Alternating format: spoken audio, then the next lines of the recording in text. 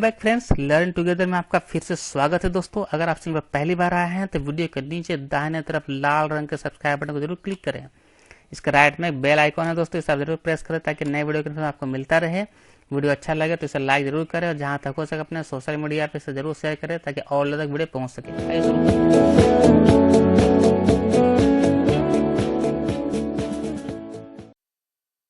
Hello friends, दोस्तों Bihar special history multiple choice questions के इस पार्ट में हम लोग पाल डायनेस्टी यानी कि पाल वंश को लेकर के बहुत सारे सवालों को सॉल्व करेंगे जो आपके आने वाले हर एग्जाम्स के लिए काफी इंपॉर्टेंट है, खास करके बिहार स्पेशल। तो आइए शुरू करते हैं। पहला सवाल है, पाल वंश का संस्थापक कौन था? सबसे पहला सवाल है, चार ऑप्शन दिए गए हैं राइट में दोस्तों, और लेफ्ट साइड में फ्रेंड्स अंग्रेजी के भी सवाल हैं, आप उसे भी देख सकते हैं और वहां से भी सॉल्व कर सकते हैं। अगर मेरी वॉइस क्लियर नहीं आ रही हो तो वीडियो को पॉज करके भी आप सारे के सारे सवालों को सॉल्व कर सकते हैं। अगर आपको लगता है कोई किसी भी सवाल में अगर आपका आंसर गलत लगता है तो आप उसका आंसर यानी कि सही आंसर आप कमेंट में लिख के दे सकते हैं। दोस्तों पहला का राइट आंसर होगा ऑप्शन नंबर सी, गोपाल। ठीक है,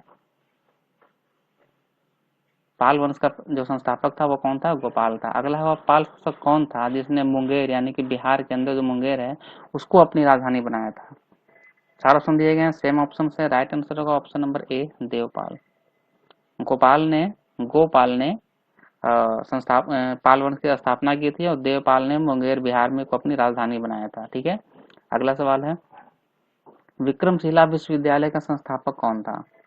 तो दोस्तों इसका भी राइट आंसर होगा थर्ड का ऑप्शन नंबर बी, धर्मपाल। ठीक है, तो आपको पता चलेगा दोस्तों विक्रमशिला की स्थापना किसने की थी? धर्मपाल ने। पाल वंश की स्थापना किसने की थी? गोपाल ने। और मुंगेर की राजधानी किसने बनाया था? देवपाल ने। ओके, नेक्स्ट है, नालंदा विश्वविद्यालय को आर्थिक अनुदान देने वाला शासक कौन था? चार ऑप्शन दिए गए, हर्ष, धर्मपाल, देवपाल या फिर गोपाल। हर्ष या धर्मपाल, हर्ष, धर्मपाल या फिर इनमें से कोई नहीं। इस तरह के ऑप्शन है दोस्तों, फोर्थ का राइट आंसर होगा ऑप्शन नंबर ए, हर्ष, धर्मपाल और देवपाल। ठीक है, इन तीनों जो शासक थे अपने अपने समय में नालंदा विश्वविद्यालय को आर्थिक अनुदान दिया था। ठीक है, फाइनेंशियल ग्रांट किया था। अगला सवाल है क्वेश्चन नंबर 5, बौद्ध धर्म के किस संप्रदाय को बाल शासकों द्वारा विशेष प्रोत्साहन दिया गया? ठीक है, उनके प्रचार प्रसार में। ठीक है ना, तो दोस्तों इसका चार ऑप्शन है, राइट आंसर होगा फिफ्थ का ऑप्शन नंबर ए, महायान। ठीक है, पाल शासकों ने महायान जो संप्रदाय था, हीनयान और महायान, वजन 3 भाग में बट गया था हमारा बौद्ध धर्म। दोस्तों इसको लेकर मैंने अलग से वीडियो बनाया है, हीनयान महायान वज्रयान को लेकर के, काफी इंपॉर्टेंट है आपके आने वाले हर एग्जाम के लिए, पूरा डिटेल है उसके अंदर। वो वीडियो हमने इस चैनल पे हमने डाला हुआ है, अपलोड किया हुआ है, अगर आप चाहें तो उसे देख सकते हैं। वैसे मैंने उसका लिंक भी इस वीडियो के डिस्क्रिप्शन में दे दिया है, आप वहां से भी जाके देख सकते हैं। काफी इंपॉर्टेंट है आपके लिए जानना, महायान, हीनयान, वज्रयान। ठीक है, तो दोस्तों फिफ्थ का आंसर होगा ऑप्शन नंबर ए, महायान। अगला है, किस शासक के काल में शैलेंद्र वंश के शासक ने नालंदा में एक बौद्ध मठ का निर्माण करवाया था? ठीक है, चार ऑप्शन दिए गए हैं, राइट आंसर होगा सिर्फ ऑप्शन नंबर ए, देवपाल ने। ठीक है, देवपाल ने करवाया था। अगला है सेवेंथ क्वेश्चन, नालंदा विश्वविद्यालय के खर्च के लिए 200 गांवों का दान किस शासक के द्वारा दिया गया था? ठीक है, नालंदा यूनिवर्सिटी के खर्च के लिए 200 गांवों का दान दिया गया था, किस शासक के द्वारा? इसका आंसर होगा दोस्तों सेवेंथ का ऑप्शन नंबर बी, धर्मपाल। ठीक है, यानी कि धार्मिक काम कर रहे हैं, क्या कर रहे हैं धार्मिक काम? तो दान कर रहे हैं 200 गांवों का नालंदा विश्वविद्यालय के लिए, काफी इंपॉर्टेंट है। आप इस तरीके से इस ट्रिक से आपसे याद कर सकते हैं। नेक्स्ट है, बिहार में कांस्य की मूर्तियों के निर्माण की उन्नत शैली किस काल में विकसित हुई थी? तो दोस्तों हम लोग गुप्त पाल काल पढ़ रहे हैं, तो आंसर इसका एट का होगा ऑप्शन नंबर सी, पाल काल। ठीक है, लेकिन अगर हम लोग इसे नहीं पढ़ रहे होते, अगर एक क्वेश्चन आया होता तो आपको देखना तो कांस्य की मूर्तियों की जो उन्नत शैली थी वो किस में आई थी? वो पाल काल में थी। ठीक है ना, आपको ध्यान रखना है। ठीक है, अगला सवाल क्वेश्चन नंबर 9, किस पाल वंशीय शासक ने ओदंतपुरी जो आज का बिहार शरीफ है, ठीक है, बिहार का बिहार शरीफ एरिया जो है वो पहले ओदंतपुरी कहा जाता था, पाल वंशीय शासक ने ओदंतपुरी में बौद्ध विहार का निर्माण करवाया था? किस पाल वंश के शासक ने? चार ऑप्शन थे, नाइन्थ का आंसर होगा ऑप्शन नंबर सी, गोपाल ने। ठीक है, गोपाल ही क्या थे? पाल वंश के संस्थापक थे और इन्होंने ही पाल वंशीय यही शासक थे जिन्हें बिहार शरीफ में बौद्ध विहार का निर्माण करवाया था। अगला है, पाल काल के मुख्य कांस्य मूर्ति कलाकार जिसका नाम था धीमन और विठपाल, ठीक है, कहाँ के निवासी थे? ये कौन थे? ये दोनों क्या थे? कारीगर थे, कांस्य मूर्तिकार थे। ठीक है, कांसे की मूर्ति बनाया करते थे ये धीमन और विटपाल ये कहाँ के रहने वाले थे? 10th का आंसर होगा दोस्तों ऑप्शन नंबर डी, नालंदा। ठीक है, ये लोग नालंदा के निवासी थे। ओके, नेक्स्ट है क्वेश्चन नंबर 11। पाल काल की कांस्य प्रतिमाएं सांचे में ढली हैं, इसका साक्ष्य कहाँ से मिलता है?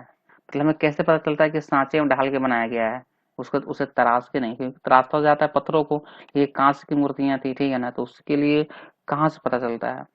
4 ऑप्शन दिए गए हैं। 11 का आंसर होगा दोस्तों ऑप्शन नंबर ए, नालंदा एवं कुकरीहार। कुकरीहार एक जगह है जो कि गया में है, ठीक है, तो यहाँ पे उसका साक्ष्य मिला है कि कांसे की मूर्तियां जो थी वो सांचे में ढाल के बनाई जाती थी पाल काल में। ठीक है, अगला सवाल है पाल काल की मुख्य मूर्ति कलाकार जिसका नाम धीमन और विटपाल था, ठीक है, किनके समकालीन थे, यानी कि वो उस टाइम वहां का राजा कौन था, ठीक है ना, जब वो इस तरह की मूर्तियां बनाया करते थे।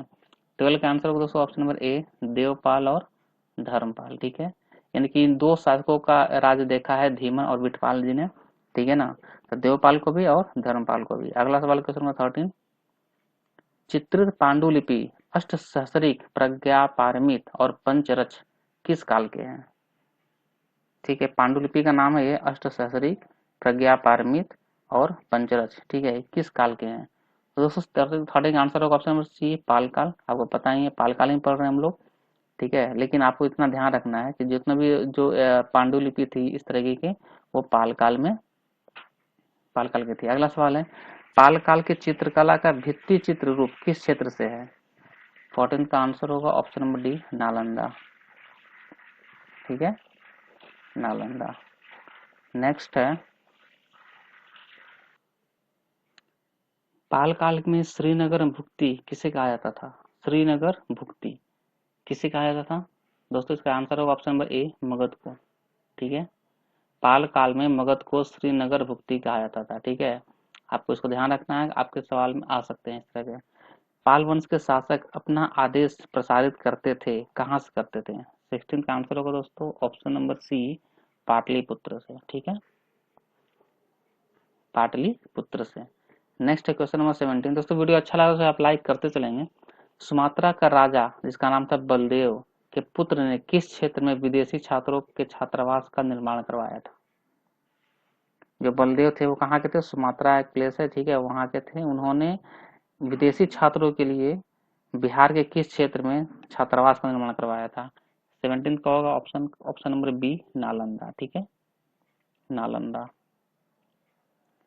नेक्स्ट है किस शासक ने उत्तरापथ स्वामी की उपाधि धारण की थी?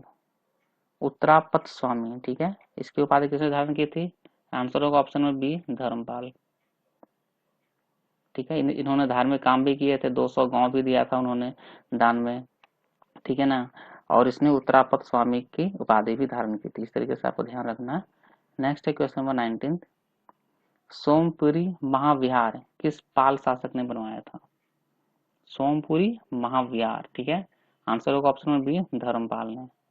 ठीक है, यानी कि ये जो है सोमपुरी महाविहार भी बनवाए थे, बौद्ध मठ भी बनवाया था, ठीक है, 200 गांव को दान में भी दिया था। इस तरीके की चीजें आपको याद रखनी है धर्मपाल के बारे में। अगला है स्वर्ण भूमि के किस शासक ने नालंदा में बौद्ध विहार बनवाने के लिए 5 गांव दान किए?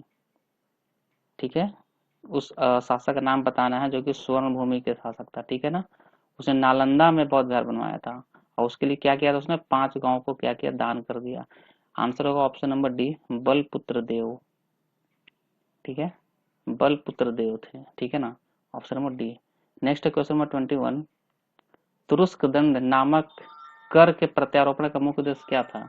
ये एक तरह का टैक्स था, ठीक है, इसका मुख्य उद्देश्य क्या था? इस तरह का धर्म के प्रचार के लिए था या फिर राज्य की सुरक्षा व्यवस्था के लिए, नगर में सफाई व्यवस्था के लिए, फिर तुर्कों के आक्रमण को रोकने के लिए? 4 ऑप्शन थे, आंसर होगा ऑप्शन नंबर डी, तुर्कों के आक्रमण को रोकने के लिए। ठीक है, तुर्क थे, मुस्लिम आक्रमणकारी थे, उनके आक्रमण को रोकने के लिए उसने एक टैक्स लगाया था, तुरुस्क दंड, ठीक है, ताकि उससे कुछ पैसे प्राप्त हो, कुछ धन आए और वो अपनी क्या करे, सैनिक व्यवस्था को और सुदृढ़ कर सके। ठीक है दोस्तों, वीडियो कैसा लगा हमें कमेंट कर जरूर बताएंगे और इसे जहाँ तक उसके अपने सोशल मीडिया पर शेयर करें, फेसबुक, व्हाट्सएप, ट्विटर पे, ताकि और लोगों तक ये इंपॉर्टेंट वीडियो जा सके, उन्हें भी इसका फायदा हो। अगर फर्स्ट टाइम अगर आप विजिट किए हमारे चैनल को तो इसे आप सब्सक्राइब जरूर कर लें। हमारे साथ लगातार बनने का आपको बहुत बहुत धन्यवाद। Thank you.